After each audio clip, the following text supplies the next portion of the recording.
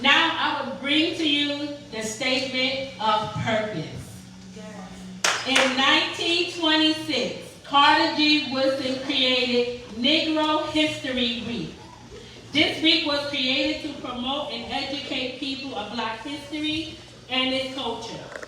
In 1976, President Ford officially recognized February as Black History Month. Yes, I know, we got the shortest month of the year. I don't know why they couldn't give us October. 28 days of the year is not enough to teach all of our accomplishments and history. Honestly, we can celebrate 365 days of the year and it still wouldn't be enough. Recently, Governor DeSantis of Florida stated that African American history has no educational value. In 2023, politicians are okay with making ignorant statements such as this. But I want to say to Governor DeSantis, you have no business holding office if you don't see the value of African Americans to this country. But let me school you a little bit. It was the education of my people that added value to this here land. My ancestors' free labor and knowledge built this country. It was us that planted and picked the cotton. It was us that planted, harvested, cured, and packaged tobacco to create a multi-million-dollar industry. It was us that cultivated acres of land from North Carolina to Florida to grow sugar cane that produced sugar to sweeten your coffee and to make that famous spirit called Charleston rum. Let's not forget rice. We had red rice, white rice, dirty rice, jambalaya rice, beans and rice, and more rice.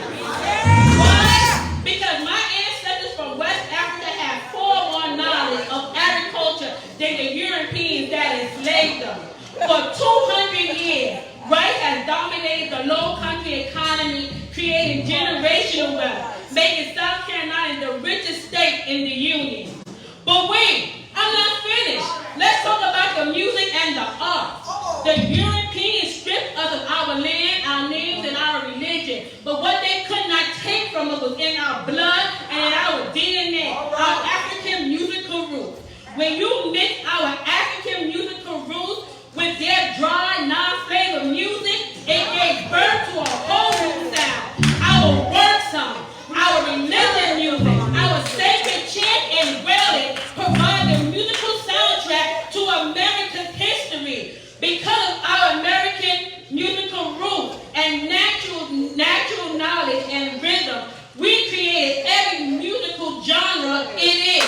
And it all started with the drum.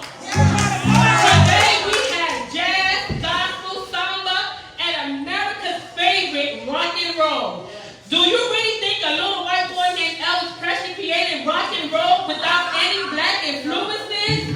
Let's be for real.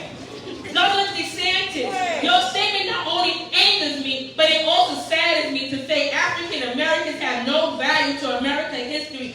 It's so untrue. What about the inventions we created to make your life a little easier? People like Frederick McKinney Jones, refrigeration, guaranteed mortgage, traffic light, Mary Van Brinton Brown, security cameras, Henry T. Simpson, and Shirley Ann Jackson knowledge led to the creation of the cell phone. So Governor DeSantis, the next time you sweeten your coffee, eat a bowl of rice, or eat a Reese's Pieces peanut butter cup, think a black person. When you arrive at one of your fancy banquets without getting lost, take your wife on the dance floor to do the samba and the Charleston two-step, or quench your thirst with rum and coke, think a black person. When you go home to your big old mansion on a hot Florida summer day, but your house is cool and well protected by the security cameras, think a black person. As a matter of fact, when you get down on your knees, Governor, thank the good Lord. Thank Him for creating people with faces as beautiful as the night